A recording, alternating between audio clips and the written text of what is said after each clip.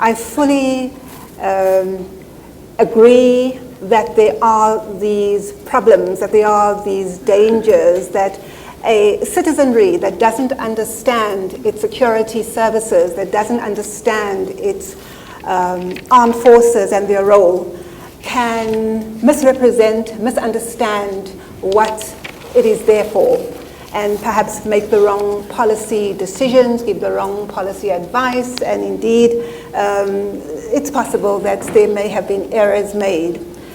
But I think that we need to look at this problem holistically.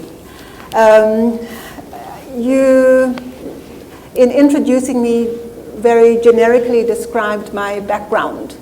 But for 12 years, I worked in the South African Intelligence Services.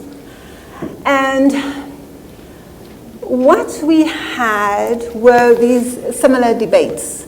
But it isn't for nothing that the Constitution actually was formulated in the same way.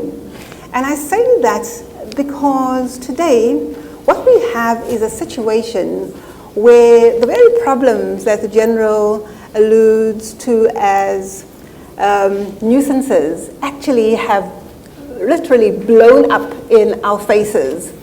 So there is in fact a problem that if you do not have the controls as stipulated in the Constitution rigorously applied, then you have disaster. You have an undermining of these by the very services that are supposed to protect the people. I think that everyone, I don't have to say more, I think that people understand where I'm going to.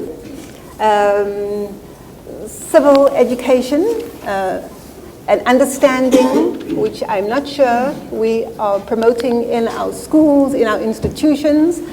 We were just talking about the very small capacities we have in our universities of security studies and military studies, strategic studies, just a handful at the tertiary level, practically nothing at the basic education level. I think how we do it is really starting where people are.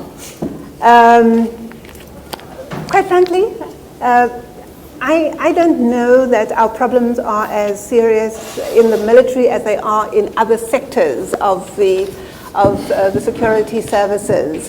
But it's very important that people see the military. So I'm very happy that the General says that they are there, operating within the confines of the Constitution and being very visible. I once went to a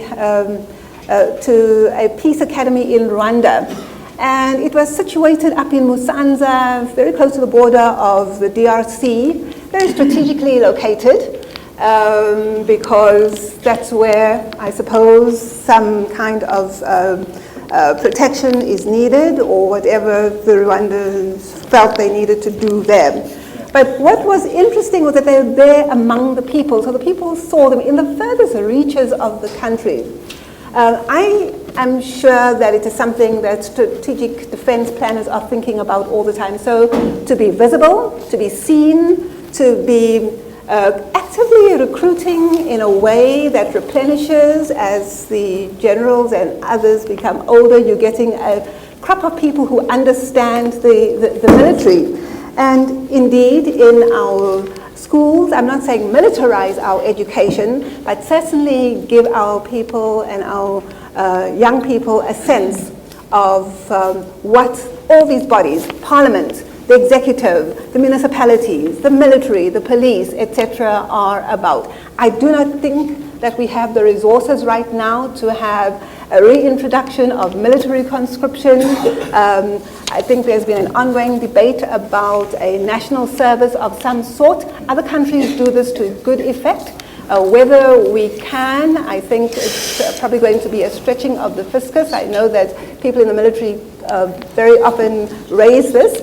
But we'll have to do within our resource means what we can to ensure that there's a healthy understanding of the role of these institutions.